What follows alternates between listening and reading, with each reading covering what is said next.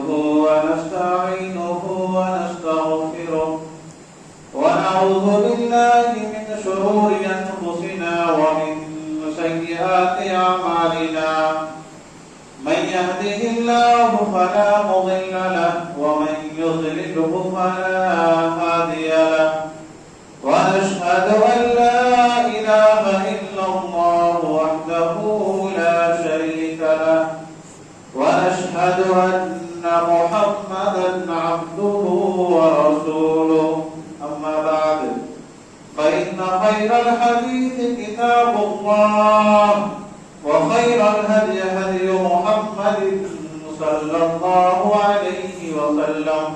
وشر الأمور محدثاتها وكل محدثة بدعة وكل بدعة ضلالة وكل ضلالة في النار فأعوذ بالله السميع العليم من الشيطان الرجيم بسم الله الرحمن الرحيم يا أيها الذين آمنوا اتقوا الله حق تقاته ولا تموتن إلا وأنتم مسلمون يا أيها الناس اتقوا ربكم الذي خلقكم من نفس واحدة وخلق منها زوجها وبث منهما رجالا كثيرا ونساء واتقوا الله الذي تساءلون به والأرحام إن الله كان عليكم رقيبا يا أيها الذين آمنوا اتقوا الله وقولوا قولا سديدا يصلح لكم أعمالكم ويغفر لكم ذنوبكم ومن يطع الله ورسوله فقد فاز فوزا عظيما وقال تعالى في موضع آخر قل إن كنتم تحبون الله فاتبعوني يحببكم الله ويغفر لكم ذنوبكم والله غفور رحيم وقال النبي صلى الله عليه وسلم كل أمتي يدخلون الجنة إلا من أبى قالوا يا رسول الله ومن يأبى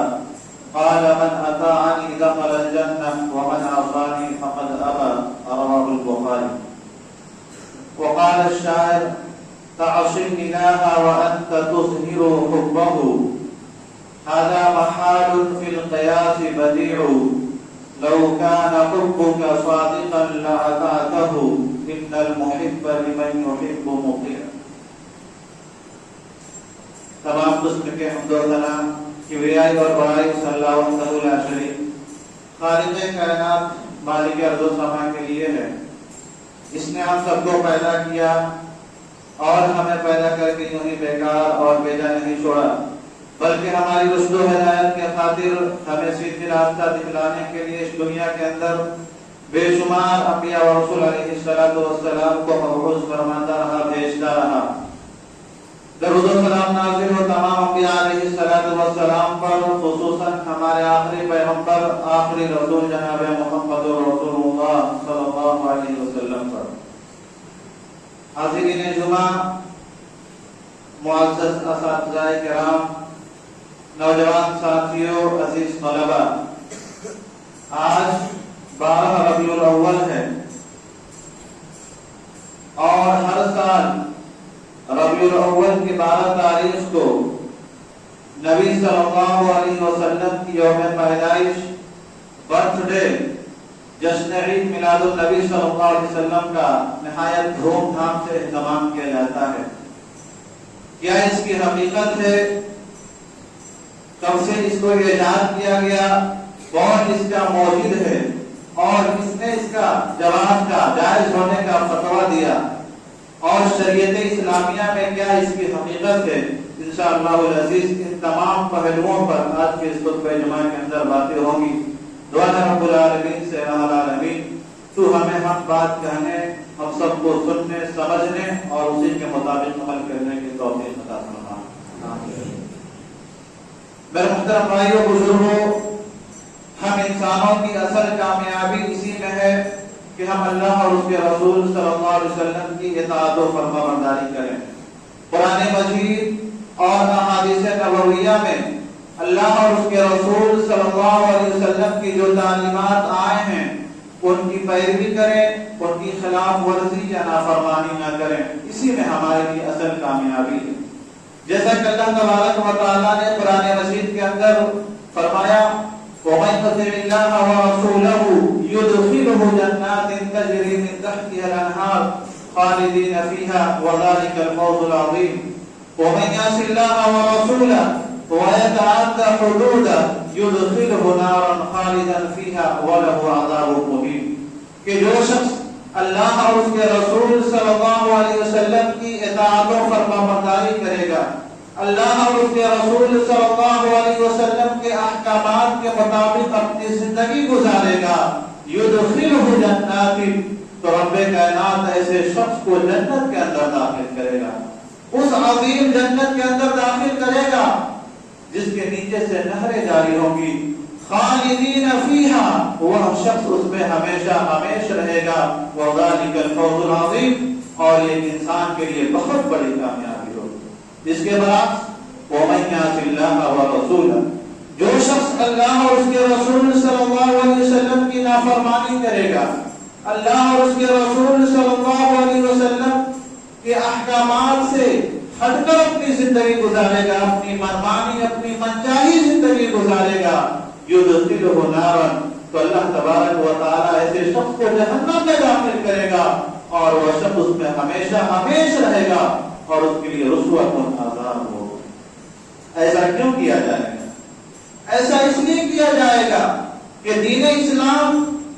جس کے ہم ماننے والے ہیں وہ دین مکمل ہو چکا ہے، اس کے اندر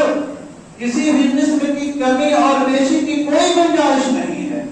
نہ تو اس کے اندر ہم اپنی طرف سے کچھ اضافہ کر سکتے ہیں اور نہ اس میں سے کچھ کم کر سکتے ہیں، ہم مکلف ہیں اسی دین کی اتباع اور پیروی کرنے۔ جیسا کہ اللہ تبارک و تعالیٰ نے تکمیل دین کا اعلان کرتے ہوئے قرآن مجید کے اندر فرمایا اليوم اکملت لکم دینکم واتممت علیکم نعمتی ورضیت لکم الاسلام دینا، کہ لوگوں آج کے دن میں نے تمہارے لیے تمہارے دین کو مکمل کر دیا ہے اور اپنی نعمت تم پر تمام کر دی۔ اور اس بات کی شہادت، اس بات کی گواہی حجۃ الوداع کے موقع پر جب اللہ کے نبی صلی اللہ علیہ وسلم نے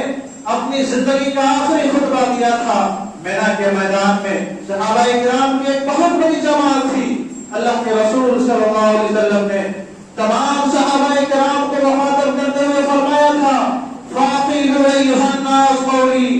لوگوں میری بات کو غور سے سن لو، ہو سکتا ہے کہ ہماری ملاقات تم سے اس جگہ پر دوبارہ نہ ہو سکتا ہے کہ اس جگہ پر ہماری ملاقات تم سے آخری ملاقات ہو، اس دنیا سے میں جا رہا ہوں، لیکن تمہارے درمیان دو ایسی چیزیں چھوڑے جا رہا ہوں، جب تک تم ان دو چیزوں کو مضبوطی سے تھامے رہو گے کبھی بھی سیدھے راہ سے نہیں بھٹک سکتے ہو، ایک قرآن مجید اور دوسری میری سنت۔ اس کے بعد اللہ کے رسول صلی اللہ علیہ وسلم نے صحابہ کرام سے فرمایا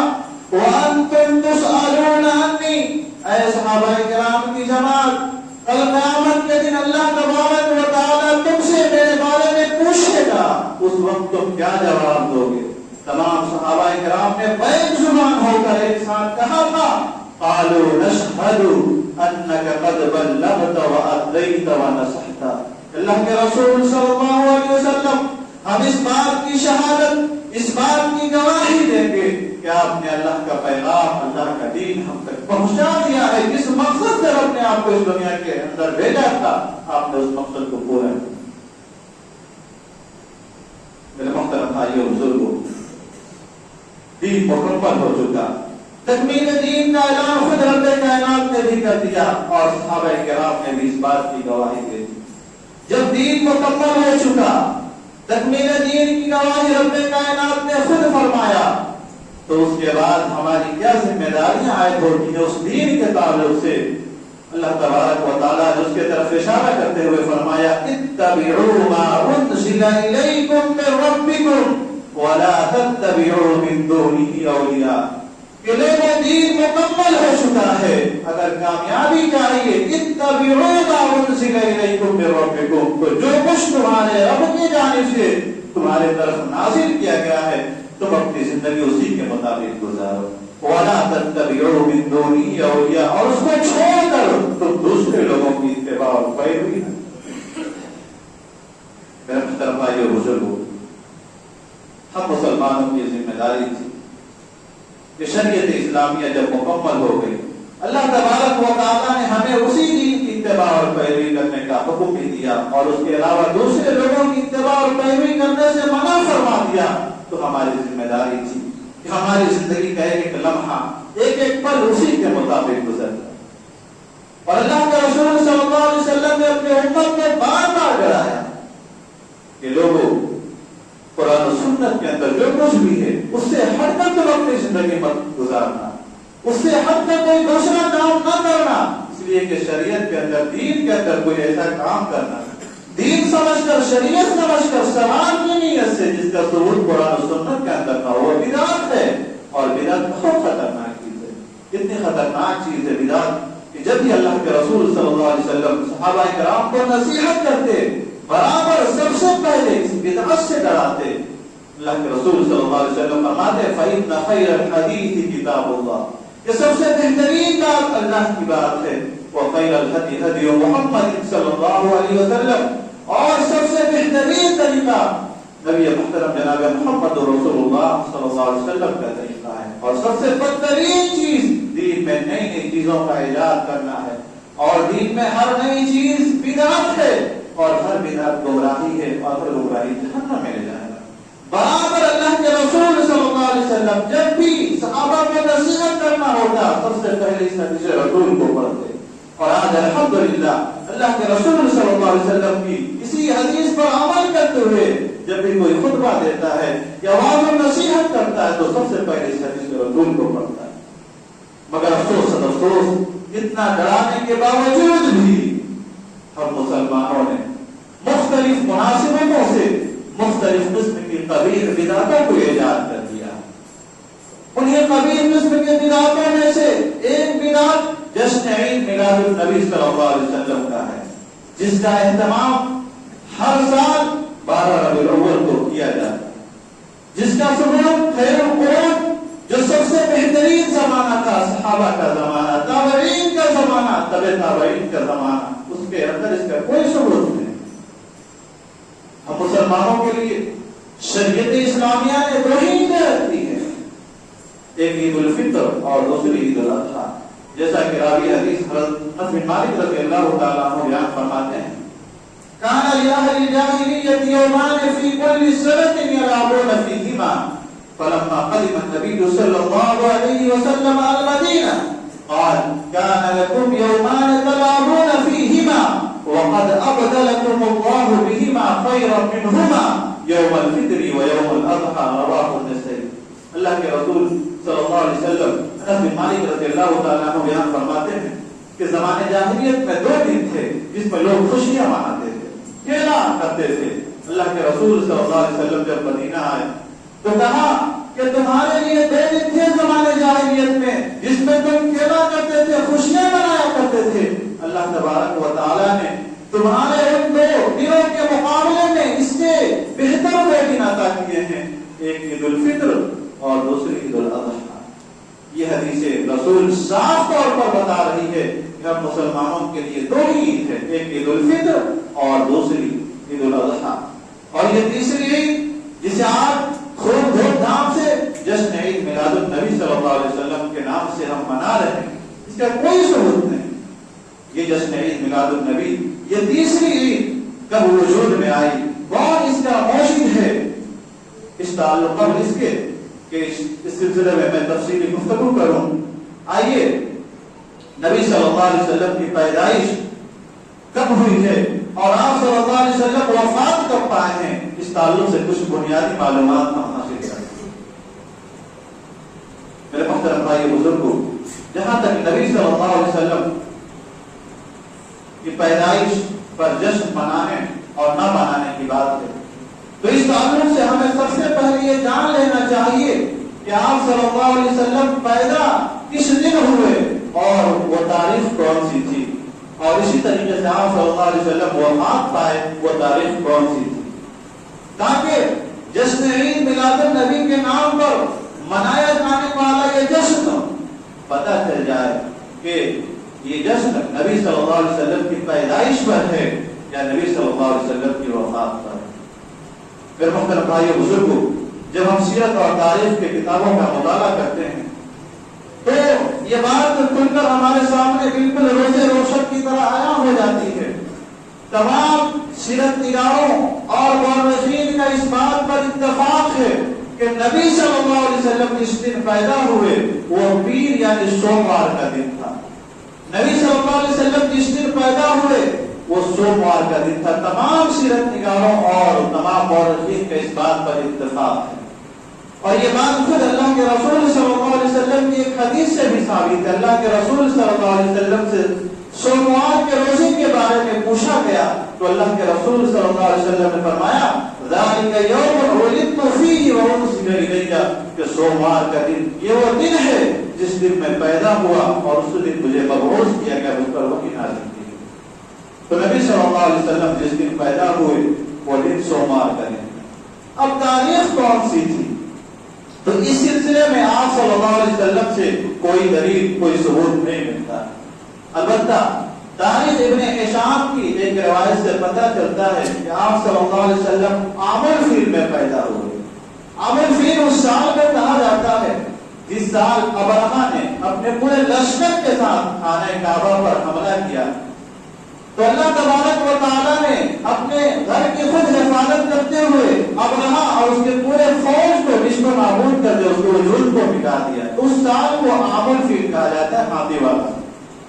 تو سیرت ابن ہشام کی روایت سے پتہ چلتا ہے کہ آپ صلی اللہ علیہ وسلم عام الفیل میں پیدا ہوئے۔ ویسے ماضی قریب کے سیرت نگاروں میں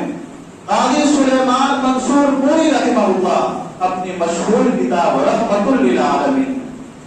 جو سیرت کی سب سے بڑی کتاب ہے، رحمت للعالمین میں، اور اسی طریقے سے علامہ شبلی نعمانی رحمہ اللہ اپنی کتاب سیرت النبی میں، اور اسی طریقے سے پوری دنیا میں سیرت نگاری کے مقابلے میں اول انعام حاصل کرنے والے سیرت نگار مولانا شفیع الرحمان مبارک پوری رحمہ اللہ اپنی مشہور کتاب الرحیق المختوم میں اشرف تحقیق جدید آپ صلی اللہ علیہ وسلم کی صحیح تاریخ پیدائش 9 ربیع الاول کو ہی بتائیں۔ آپ صلی اللہ علیہ وسلم کی صحیح تاریخ پیدائش تحقیق کر کے انہوں نے ثابت کیا ہے کہ آپ صلی اللہ علیہ وسلم کی صحیح تاریخ پیدائش 9 ربیع الاول ہے، یعنی آپ صلی اللہ علیہ وسلم 9 ربیع الاول کو پیدا ہوئے۔ اور اس کے علاوہ بہت سے مورخین اور سیرت نگاروں کا ماننا ہے کہ آپ صلی اللہ علیہ وسلم کی صحیح تاریخ پیدائش 9 ربیع الاول ہے، اور بہت ہی کم لوگ اس بات کی طرف گئے ہیں کہ آپ صلی اللہ علیہ وسلم 12 ربیع الاول کو پیدا ہوئے، اور جو لوگ اس بات کے قائل ہیں اور جس روایت سے انہوں نے استدلال کیا ہے وہ روایت غیر مستند یا انتہائی ضعیف ہے۔ البتہ اس بات پر تمام مورخین اور سیرت نگاروں میں اتفاق ہے کہ آپ صلی اللہ علیہ وسلم کی وفات کا دن 12 ربیع الاول، تمام سیرت نگاروں کا، تمام مورخین کا اتفاق ہے کہ آپ صلی اللہ علیہ وسلم جس دن وفات پائے وہ دن وہ تاریخ 12 ربیع الاول کی تاریخ۔ ان تمام چیزوں سے پتہ یہ چلا کہ نبی صلی اللہ علیہ وسلم کی صحیح تاریخ پیدائش 9 ربیع الاول ہے، اور آپ صلی اللہ علیہ وسلم کی وفات کی تاریخ 12 ربیع الاول، اور ہمارے یہاں یہ مشہور بھی ہے، لوگ 12 وفات سے لوگ یاد بھی کرتے تھے، پہلے کچھ زیادہ ہی چرچا تھا لیکن اب تھوڑا کم ہو گیا ہے، لیکن 12 وفات سے لوگ اس کو جانتے تھے۔ لیکن تھوڑی دیر کے لیے برفرض محال اگر اس بات کو تسلیم کر لیا جائے کہ آپ صلی اللہ علیہ وسلم کی پیدائش 9 ربیع الاول کو نہیں ہوئی ہے، بلکہ آپ صلی اللہ علیہ وسلم کی پیدائش 12 ربیع الاول کو ہوئی ہے، تو ہمارے ان بھائیوں سے بصد احترام کہنا ہے جو نبی صلی اللہ علیہ وسلم کی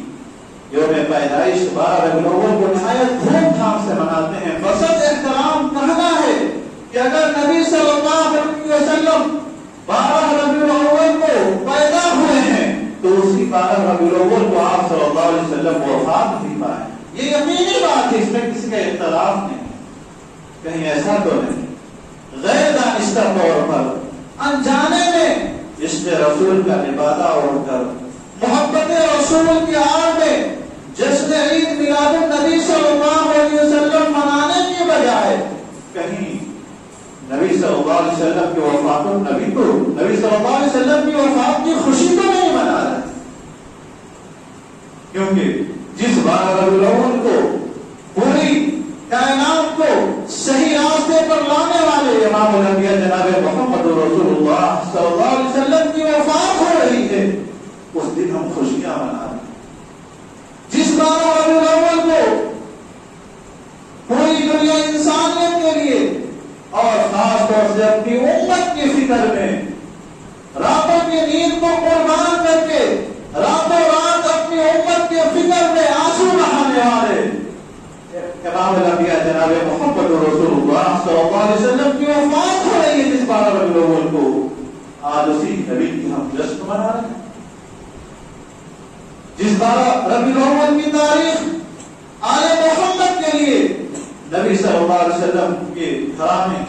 کے لوگوں کے لیے مصیبت کا پہاڑ ٹوٹا, جس 12 ربیع الاول کو امہات المؤمنین بیوہ ہو گئی, فاطمہ رضی اللہ تعالیٰ عنہ یتیم ہو گئی, حسن حسین رضی اللہ تعالیٰ عنہ کے سروں سے مشفق نانا کے سایہ اٹھ گیا. آج ہم اس 12 ربیع الاول کو خوشیاں منا رہے ہیں. ہونا تو یہ چاہیے کہ اس دن ہم غم منائیں, لیکن ایسا نہیں کیا جائے گا. کیوں؟ اس لیے کہ جب بات آئے گی غم منانے کی تو غم کی حالت میں جلوس ڈی جے اور اس کے متعلقات تمام چیزوں سے روکنا پڑے. بہرحال یہ جشن عید میلاد النبی صلی اللہ علیہ وسلم منانا یہ قبیح بدعت ہے. اللہ کے نبی صلی اللہ علیہ وسلم اس دنیا کے اندر 63 سال تک زندہ رہے. نبوت ملنے کے بعد آپ صلی اللہ علیہ وسلم 23 سال تک اس دنیا کے اندر زندہ رہے,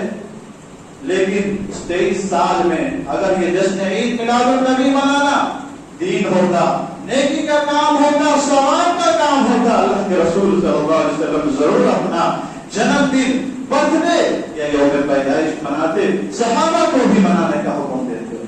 لیکن آپ نے ایک بار بھی اپنا جنم دن, اپنا برتھ ڈے یا یوم پیدائش نہیں منایا. نبی صلی اللہ علیہ وسلم کی 4 بیٹیاں تھیں, آپ نے اپنے کسی ایک بیٹی کا بھی جنم دن برتھ ڈے نہیں منایا.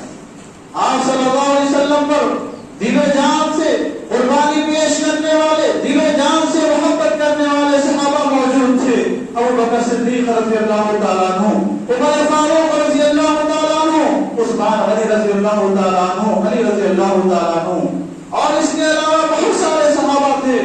جنہوں نے نبی صلی اللہ علیہ وسلم کی محبت میں اپنا گھر چھوڑ دیا, اپنا وطن چھوڑ دیا, اپنی دولت چھوڑ دی, اپنے رشتہ داروں کو چھوڑ دیا اس نبی کی محبت میں. اگر یہ جشن عید میلاد النبی منانا نبی صلی اللہ علیہ وسلم کے ساتھ محبت کی دلیل ہوتی تو سب سے پہلے یہ صحابہ کرام منائے ہو. دین کا کام ہوتا, ثواب کا کام ہوتا تو سب سے پہلے یہ صحابہ کرام منائے ہو. ابو بکر صدیق رضی اللہ تعالیٰ عنہ نبی صلی اللہ علیہ وسلم کے وفات کے بعد خلیفہ اول بنائے جاتے ہیں. 2 بار آپ کی خلافت کے زمانے میں نبی صلی اللہ علیہ وسلم کی پیدائش کا دن آتا ہے, تاریخ آتی ہے, لیکن آپ نے نہیں منایا, نہ منانے کا حکم دیا. عمر فاروق رضی اللہ تعالیٰ عنہ خلیفہ ثانی مقرر ہوتے ہیں آپ کے بعد. آپ کے زمانے میں, آپ کے دور میں 10 بار نبی صلی اللہ علیہ وسلم کی تاریخ پیدائش 12 ربیع الاول کی تاریخ آتی ہے, لیکن آپ نے ایک بار بھی نہیں منایا اور نہ منانے کا حکم دیا. اسی طریقے سے عثمان غنی رضی اللہ تعالیٰ عنہ کے دور خلافت میں 12 بار آیا, علی رضی اللہ تعالیٰ عنہ کے دور میں 5 مرتبہ آیا, لیکن کسی صحابہ کرام نے آپ صلی اللہ علیہ وسلم کا جنم دن یا برتھ ڈے نہیں منایا. اسی طریقے سے نتاب عید نے منایا. اللہ کے رسول صلی اللہ علیہ وسلم کے بعد وفات کے بعد 100 سال تک صحابہ کرام اس دنیا کے اندر موجود تھے, لیکن کسی صحابی نے آپ صلی اللہ علیہ وسلم کا جنم دن یا برتھ ڈے نہیں منایا. نہ صحابہ نے منایا, نہ تابعین نے منایا, اور نہ تبع تابعین نے منایا اور نہ ہی اس کے بعد محدثین وغیرہ نے منایا، بلکہ اس کا اعجاز بہت بعد میں ہوا۔ اور اس تعلق سے ایک بات اور میں آپ کو بتاؤں کہ جس نبی نے اپنی پوری زندگی میں میوزک اور ناچ گانوں سے کوسوں دور رہے ہوں اور اپنی امت کو برابر تلقین کرتے رہے ہوں کہ لوگوں میوزک ناچ گانے کے قریب مت جانا، آج اسی نبی کے نام پر ڈی جے بجائے جا رہے اور نہ جانے کیسی کیسی میوزک کے بجائے جا رہے۔ جو نبی پوری دنیا انسانیت کے لیے رحمت للعالمین بنا کر بھیجے گئے،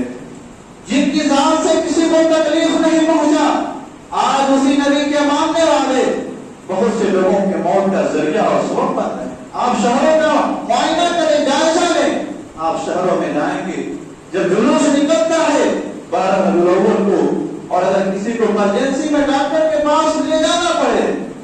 تو نہیں لے جا سکتے ہیں، اس کو گھٹ گھٹ کر راستے میں دم توڑنا پڑے۔ میرے محترم بھائی بزرگوں، اس جشن عید میلاد النبی صلی اللہ علیہ وسلم کا وجود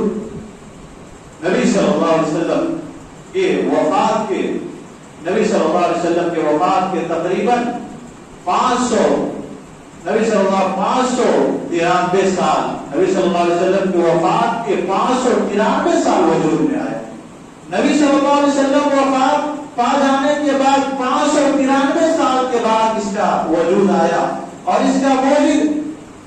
ملک مظفر ابو سعید کو قبری کو بتایا جاتا ہے، اسی نے اس میں رواج کیا نبی صلی اللہ علیہ وسلم کی وفات کے 593 سال کے بعد۔ اور اس کا جواب کا فتویٰ ابو الخطاب ابن دہیہ کلبی نے۔ آپ غور کریں کہ جس چیز کا وجود نبی صلی اللہ علیہ وسلم کے وفات کے تقریباً 593 سال ہو، وہ دین اور شریعت کو چیز کیسے ہو سکتی؟ بلکہ دین کے اندر ایک نئی چیز ہے، اور اللہ کے رسول صلی اللہ علیہ وسلم نے فرمایا من عمل عملا لیس علیہ امرنا فہو رد، کہ جس نے ہمارے اس دین میں کوئی ایسا کام کیا جس پر ہمارا حکم نہیں تو وہ چیز مردود ہے، وہ چیز قابل قبول نہیں۔ اور ایک حدیث پاک میں اللہ کے رسول صلی اللہ علیہ وسلم نے فرمایا من احدث فی امرنا ھذا ما لیس منہ فہو رد، کہ جس نے ہمارے اس دین میں کوئی ایسا کام کیا جس پر ہمارا حکم نہیں ہے تو وہ چیز مردود ہے، وہ چیز قابل قبول نہیں۔ اور اس چیز کا اور اس بات کا بڑے بڑے بریلوی علماء بھی اس بات کا اعتراف کرتے ہیں، جیسا کہ احمد یار خان بریلوی نجوی فرماتے ہیں اپنی مشہور کتاب جاء الحق کے اندر لم يفعله احد من القرون الثلاثه انما حدث بعد، کہ جشن عید میلاد النبی تینوں زمانوں میں سے جو سب سے بہترین زمانہ تھا اس میں نہیں منایا گیا، بلکہ بہت بعد میں اس کا اعلان کیا۔ بہرحال یہ جشن عید میلاد النبی منانا، نبی صلی اللہ علیہ وسلم کی پیدائش کا یوم پیدائش منانا، برتھ ڈے منانا، یہ بدعت ہے، اور اسلام میں برتھ ڈے منانے کا کنسپٹ ہی نہیں ہے۔ آج بہت سے مسلمان گھرانوں میں بھی یہ بدعت عام ہو چکی ہے، اہل حدیث گھرانوں میں بھی یہ بدعت عام ہو رہی ہے۔ بڑی خوشی سے لوگ بچوں کا جب سالگرہ آتا ہے تو بڑی خوشی کے ساتھ ہیپی برتھ ڈے کہتے ہیں اور لوگ اس پر خوش ہوتے ہیں، اور بہت سی گھرانوں میں اس دن خصوصیت کے ساتھ خاص کھانے کا اہتمام بھی کیا جاتا ہے، کیک وغیرہ بھی کاٹا جاتا ہے۔ میرے محترم بھائی بزرگوں، یہ غیر قوموں کی مشابہت ہے۔ اسلام میں برتھ ڈے کا کوئی کنسپٹ نہیں ہے۔ ہماری زندگی سے ایک سال گزر رہا ہے اور ہم خوشیاں منا رہے ہیں، ہمیں تو افسوس کرنا چاہیے کہ ہم موت کے قریب ہو رہے ہیں دن بدن، اور ہم birth day happy birth day منا رہے ہیں۔ میرے محترم بھائی بزرگوں، ایک اور شعبہ جو آپ کو اس مناسبت سے چھوڑا جاتا ہے، جو لوگ جشن عید میلاد النبی صلی اللہ علیہ وسلم کا نہایت دھوم دھام سے اہتمام کرتے ہیں، ان لوگوں کا کہنا ہے، وہ لوگ کہتے ہیں کہ جو لوگ اس جشن میں نبی صلی اللہ علیہ وسلم کے لیے جو جلوس نکالی جاتی ہے اس میں تعاون نہیں کرتے ہیں، اس میں شریک نہیں ہوتے ہیں، وہ عاشق رسول نہیں ہیں، وہ نبی صلی اللہ علیہ وسلم سے محبت کرنے والے نہیں ہیں۔ اللہ، عاشق رسول کون ہے؟ نبی صلی اللہ علیہ وسلم سے حقیقی معنوں میں محبت کرنے والے کون ہیں؟ آئیے رب کے قرآن سے پوچھتے ہیں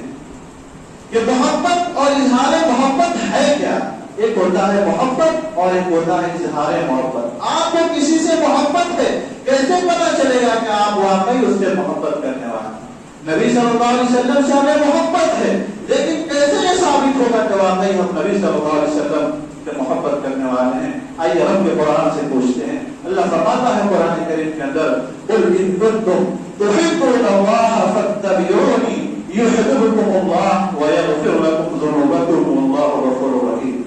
کہ محمد صلی اللہ علیہ وسلم آپ کہہ دیجئے اگر واقعی تم اللہ تبارک و تعالیٰ سے محبت کرتے ہو, تمہارا یہ دعویٰ ہے کہ تم اللہ سے محبت کرنے والے ہو, فاتبعونی تو تم میری اتباع کرو, تم میری پیروی کرو. یحببکم اللہ, اللہ تبارک و تعالیٰ تم سے محبت کرے گا, اور اللہ تبارک و تعالیٰ جو تم سے محبت کرے گا تو اس کا کیا فائدہ ہوگا؟ یغفر لکم ذنوبکم, اللہ تبارک و تعالیٰ تمہارے گناہوں کو بخش دے. تو اظہار محبت کا طریقہ اللہ نے سکھا دیا کہ ہماری جس سے محبت ہے ہم اس کی اتباع کریں, اس کی پیروی کریں, اس کے باتوں کے مطابق ہم اپنی زندگی گزاریں. آپ فرض کیجیے ایک انسان یہ دعویٰ کرتا پھرے کہ ہم کو اپنے ماں باپ سے بہت زیادہ محبت ہے, ہم اپنے ماں باپ کو دل و جان سے چاہتے ہیں, اور اپنی ماں باپ کی ایک بھی بات کو نہ مانے, ماں باپ کہیں کہ ایسا کرو اور وہ ویسا کرے, اس کا الٹا کرے. کیا دنیا اس شخص کی محبت کا دعویٰ کو صحیح مانے گی؟ نہیں مانے. اگر ہم نے یہ دعویٰ کیا ہے کہ واقعی میں حقیقی معنی میں ہم عاشق رسول ہیں, نبی صلی اللہ علیہ وسلم سے محبت کرنے والے ہیں, تو ہماری سیرت نبی صلی اللہ علیہ وسلم کی سیرت کے مطابق گزرنی چاہیے. ہماری زندگی نبی صلی اللہ علیہ وسلم کی سیرت کے مطابق گزرنی چاہیے. ہماری صورت نبی کی صورت ہونی چاہیے. ہمارا لباس, ہمارا اٹھنا بیٹھنا, یہ سب نبی صلی اللہ علیہ وسلم کی زندگی کے مطابق ہونی چاہیے. ہمارے اندر اخلاق و کردار کا وہی پیمانہ پایا جانا چاہیے جو پیمانہ امام الانبیاء جناب محمد رسول اللہ صلی اللہ علیہ وسلم کے اندر تھا. اگر واقعی ہم اس بات کے دعویدار ہیں کہ ہم نبی صلی اللہ علیہ وسلم سے محبت کرنے والے ہیں, تو ہم نبی صلی اللہ علیہ وسلم نے جن چیزوں سے محبت کیا, جن کاموں کو کیا, ہمیں بھی ان کاموں کو کرنا چاہیے, اور جن کاموں سے نبی صلی اللہ علیہ وسلم نے روکا ہے, منع فرمایا, ان کاموں سے ہمیں بھی رکنا چاہیے, بچنا چاہیے. تب جا کے ہم اپنے اس دعویٰ میں پکا اور کھڑا اتریں گے, ورنہ ہماری حالت وہی ہو جائے گی جس کو کسی شاعر نے کیا بہترین انداز میں, شعر کے انداز میں نقشہ کھینچا ہے کہ نبی کا نام سنتے ہی جھوم جاتے ہیں اور نبی کا فرمان سنتے ہی گھوم جاتے ہیں. آج ہماری حالت نہیں ہوگی. آج دیکھیں عاشق رسول, محبت رسول کا دعویٰ کرنے والے لوگوں میں نبی کی نام آ جائے, نہ جانے کیسے کیسے نعرے لگنے لگتے ہیں, یا رسول اللہ یا نبی. لیکن اگر اسی نبی کی بات آ جائے, فرمان آ جائے کہ نبی نے کرنے کا حکم دیا ہے, نبی نے اس سے منع فرمایا ہے, آپ سے سنتے ہیں دوسرے کام سے نکالتے. نبی صلی اللہ علیہ وسلم سے حقیقی محبت ہے, اس کا اظہار ہم کیسے کریں؟ اسی بات کو ایک عربی شاعر نے بھی سمجھایا, تعصی الہ وانت تظہر حبہ,